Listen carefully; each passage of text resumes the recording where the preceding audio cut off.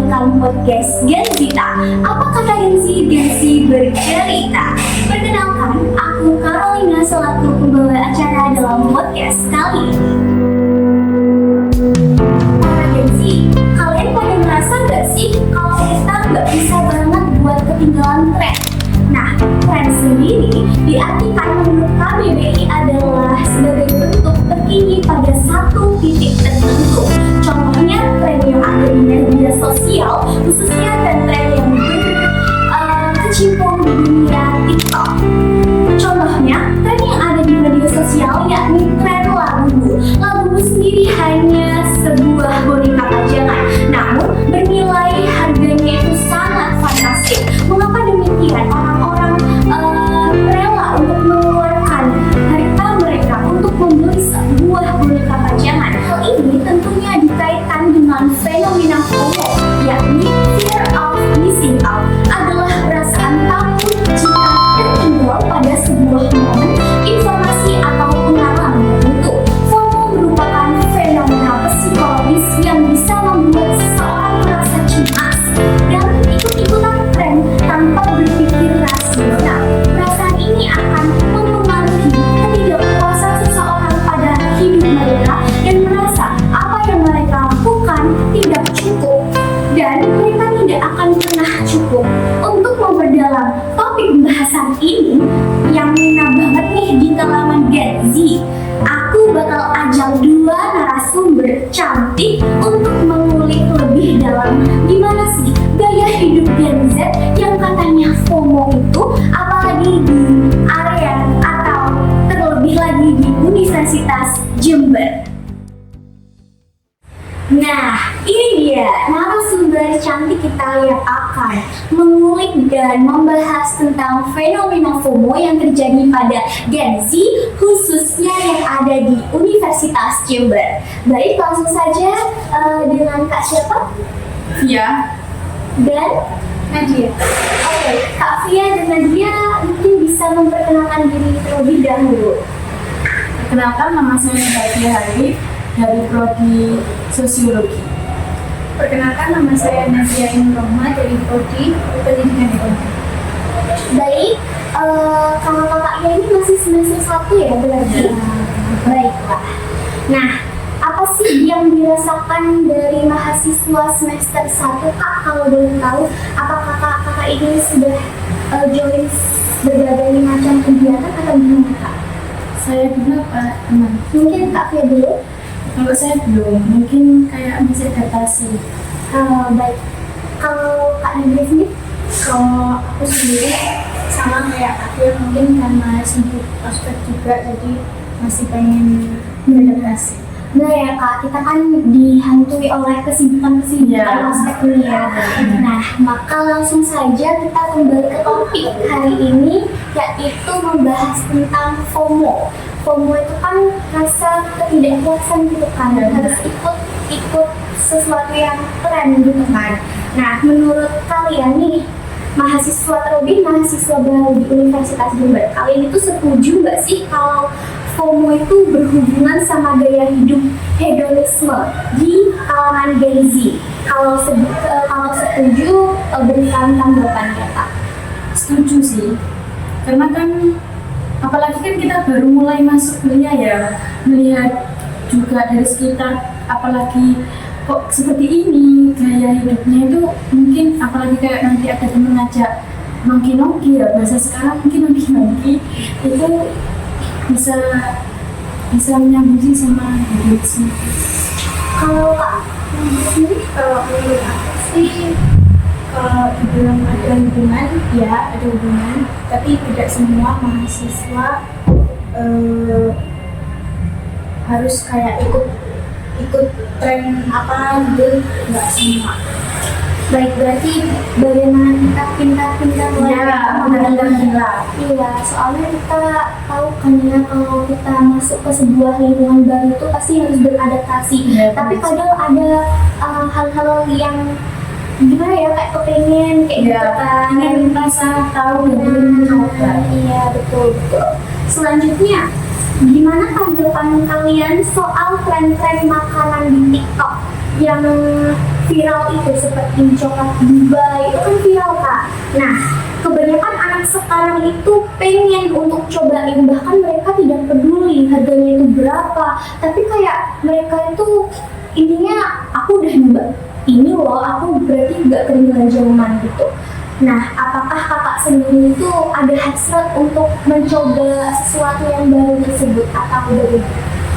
Kalau hasrat untuk mencoba sesuatu yang baru itu mungkin ada ya, tapi kalau pribadi dari saya itu melihat dulu ini sesuai sama kebutuhan atau enggak, karena kan setiap orang berbeda ya. Ada yang nggak mikir, yang penting itu aku suka, yang penting itu aku bisa mengikuti zaman. Setiap orang berbeda sih, tapi kurang lebih ya pasti mengikuti ya kalau ada tren-tren terbaru di lakukan. Kalau aku kalau ditanya pengen nyoba, pengen, tapi kembali lagi karena aku sendiri tuh anak rantau kan, jadi apa-apa harus punya literasi keuangan yang baik. Jadi untuk ikutin tren yang apa coklat juga yang harganya justru jutaan kan itu kayak nggak mungkin. Iya, lalu intinya kita harus masih kembali ke diri masing-masing lagi. Soalnya ada beberapa mungkin teman kita atau lingkungan kita di prodi atau fakultas itu keren banget kan, dayanya itu sangat tinggi lah ya. Iya, dan itu tidak luput dengan adanya fenomena baik. Yang selanjutnya adalah kalian suka kopi nggak? Biasanya nih berdasarkan riset di lapangan, teman-teman UNER itu suka kopi nggak sih? Sampai-sampai sekarang itu ada penjual kopi yang Keliling. penjual kopi keliling itu menurut kakak adalah sebuah kebutuhan untuk ngopi atau hanya FOMO aja?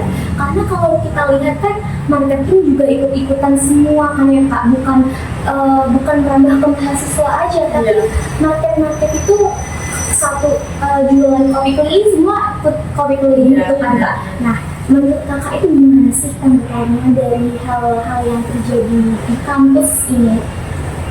Menurut saya sih mungkin itu awalnya FOMO ya, ikut-ikutan, tapi setelah itu mereka kecanduan minum kopi ya pribadi saya sendiri ya, karena jadi jatuhnya menjadi kebutuhan. Kalau aku nggak ngopi nanti kayak gak bisa tidur apa, kalau apa kayak ada yang kurang gitu lah intinya kalau nggak ngopi.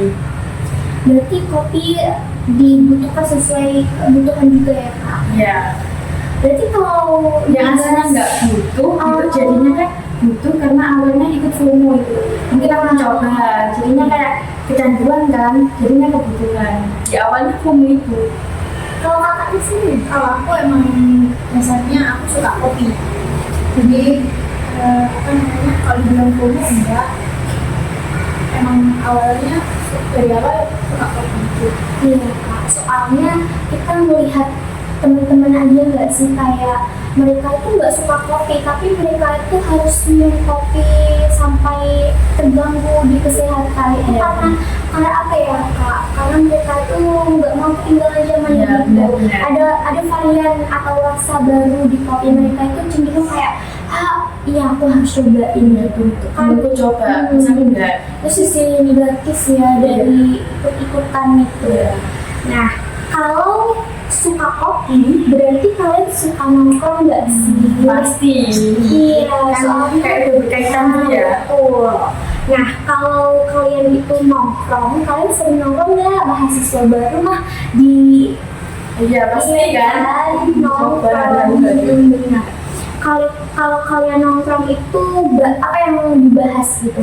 Apa yang dibahas atau kalian melakukan suatu kegiatan atau cuma nongkrong biasa atau sekedar ikut-ikutan ada kafe baru aku harus nongkrong di sini sama teman-teman, ada kafe baru, ada tongkrongan baru, apa aku harus ke sini sama teman-teman, atau kalian itu nongkrong itu kebutuhan aja kayak ngerjain tugas atau cuma ngobrol-ngobrol hal-hal sama teman-teman? Macam-macam sih, kan kadang kalau ada tugas itu kan biasanya kita tuh nyari tempat yang apa ya, yang sesuai gitu, yang mood kita tuh menjadi baik. Sekiranya tugas itu kita tuh bisa ngerjain dengan baik dan lancar gitu kan, otomatis jadi tempat yang enak sambil ngopi itu tadi ya kan. Sekalian refreshing biar nggak penat-penat banget. Itu sih. Jadi enggak, jadi ikut-ikutan juga bukan hal yang negatif aja ya kak, itu kayak apa ya, Ya terkadang ada positifnya itu. sisi positifnya ini tadi sepertinya di psikologis ya kak, kita nggak mau nugas atau mengerjakan sesuatu, tapi kita perlu apa ya, perlu Refreshing. refreshing dari lihat-lihat kopi atau tempat-tempat cantik. Iya, tentunya estetik gitu ya. Kakaknya sendiri? Kalau aku dibilang suka nongkrong, ya suka nongkrong karena sering pengen pulang ke rumah, jadi sama temenku ayo nongkrong daripada stres gitu kan, antara nongkrong sama untuk nugas atau cuma sekedar ya ada topik terkini gitu, biasanya nongkrong. Berarti itu berhubungan dengan FOMO apa enggak nih kak? Berhubungan awalnya kan mungkin itu ya yang seperti awalnya diajak teman juga itu ada teman baru yuk kita ambil yuk, ada tren sekarang gitu kayak ini loh estetik gini-gini ya, otomatis kan Tempatnya murah gitu ya. Anak mahasiswa baru kan pasti ini murah, ayo ke situ. Iya. Iya betul banget sih. Dan itu efek banget sama kebahagiaan kita ya. Iya. Sederhana gitu ya kak. Lagi kita merantau, kita perlu refreshing. Nah refreshingnya itu dengan nongkrong. Jadi bukan sekedar FOMO-FOMO aja guys. Yang selanjutnya adalah dari tadi kita kayaknya cuma membahas tentang sisi negatif gak sih, kayak nongkrong itu ngabisin duit, nongkrong itu apa ya, hedon banget, terus bikin semuanya ketergantungan. Nah selain untuk kesehatan mental ini ya, yang sering dibahas-bahas sekarang, menurut kakak sisi positifnya dari FOMO ini apa sih? Kayak kita ikut-ikutan tapi kita ada berdampak baik gitu buat kita. mungkin menambah relasi, kita kan pasti ketemu orang-orang baru kan, mungkin kita ada yang cerita-cerita apa, saling bercerita ya, oh ternyata ada sisi positif yang kita ambil dari orang itu, jadi menambah kita lebih produktif juga kan, daripada tidur terus di kamar rebahan. Yang penting kita tuh mungkin apa namanya ngopi, tapi aslinya kita tuh membahas masa depan gitu. Asik gitu nggak sih? Masa depan gitu nggak sih? Iya, jadi selain kita ngobrolin hal-hal random ya, random itu hal-hal yang apa ya, yang abstrak gak sih? Iya. Kita tuh bahas satu topik yang ngena banget gitu ya, yang deep, yang luas gitu. Nah, kakak-kakaknya kalau nongkrong gitu kan otomatis ketemu sama orang baru nih. Iya. Ada yang sampai cinlok nggak? Aku enggak sih Kak, karena fokus biasa. Kakaknya sendiri gimana? Apa sih sisi positif dari FOMO yang kakak dapat gitu? Kalau selain relasi kata tadi, mungkin bagi aku yang anak rantau lagi nih, anak rantau lagi jadi tahu Jember itu tempat nongkrong yang paling enak tuh yang mana, yang murah yang mana, yang estetik yang mana. Terus kalau itu dari aku ya, mungkin kalau kita mikir dari selebgram TikTok, mungkin FOMO itu termasuk hal yang paling menguntungkan gitu kan. Iya. Trending itu kan. Iya sih, betul. Juga menanggapi kopi tadi, seperti warga pasar itu, kayak market pasar itu, kalau ada yang foto sedikit itu langsung jualan. Maksudnya pertama yang Iya, jual, betul. jadi semuanya ikut jual. Nah, itu juga berdampak pada ekonomi Iya, mereka. benar. Jadi FOMO itu sisi negatifnya buat pedagang-pedagang itu juga cukup menguntungkan, karena iya kalau ada makanan baru nih yang viral gitu ya, yang viral, itu penjual akan buat terus dijual itu pasti laris banget gitu. Lebih panas. Nah, selanjutnya ini pembahasan terakhir juga sih Kak. Menurut kalian gimana cara menghindari hal-hal negatif dari FOMO? Apalagi kita kan mahasiswa baru nih ya, kita juga hidup di lingkungan baru, kita juga cenderung sedikit kebablasan gitu untuk mengatur ekonomi keuangan kita itu seperti apa. Nah, cara yang efektif agar terhindar dari sifat hedonisme dari faktor dari si FOMO ini apa sih menurut kalian? Kalau menurut aku pribadi itu tergantung pada diri masing-masing ya. Kita tuh mau apa sih, mau hedon terus yang bisa merugikan kita sendiri kan kita nggak tahu pengeluaran yang tiba-tiba kayak yang mendesak kayak penting banget, sedangkan kita tuh nggak punya tabungan sama sekali karena ya awalnya tadi kita hedon ikut gitu ya. Juga dari pertama itu dari diri kita sendiri, kita masing-masing gimana memfondasi biar kita tuh nggak hidup terlalu hedon. Yang kedua, kita tuh harus berani katakan tidak kalau diajak teman gitu loh. Kadang biasanya kan kita tuh kayak sungkan gitu ya, ayo kita kesini yuk, kita nongkrong kesini yuk. Pasti tuh kayak aslinya tuh kita tuh nggak ada, aslinya ada kebutuhan lain. Maksudnya uang tuh ada tapi ada kebutuhan lain kayak, tapi sungkan untuk menolak. Jadi harus berani katakan tidak kalau kita tuh emang benar-benar nggak bisa mengikuti keinginan teman itu. Ya harus bisa memfondasi diri ya. Kalau kayaknya sih, kalau aku mungkin selain dari Kak Fia tadi itu benar. Terus yang selanjutnya itu mungkin hindari gengsi ya teman-teman. Gengsi apalagi temanku nongkrong di sini, aku harus nongkrong di situ, tidak semua harus seperti itu. Lalu kita harus pilih teman yang sekiranya itu nggak mengajak kita ke hal yang negatif, karena teman itu ngaruh banget. Iya betul. Jadi kesimpulan yang bisa kita tarik dari pembahasan kita yang ngalor ngidul tapi tetap ke topik ini adalah kita harus pandai untuk mencari sebuah relasi atau lingkungan pertemanan. Jadi FOMO itu bisa diartikan sebagai bentuk hal yang baik jika kita itu dapat memilah dan memilih sesuai dengan kebutuhan kita. Jadi kita tidak boleh untuk sekedar ikut-ikutan lah tanpa dipikir secara rasional dan secara matang. Kalau si A ngajak ini kita nggak boleh langsungan gitu ya Kak, kita harus memilih dulu, kita harus mematangkan dulu apa sih dampaknya buat kita. Nah kayak gitu guys, jadi masyarakat atau mahasiswa yang ada di Universitas Jember ini selektif sekali dalam pemilihan dalam fenomena FOMO ini. Jadi dapat kita simpulkan bahwa kita juga hitung-hitungan sama diri sendiri.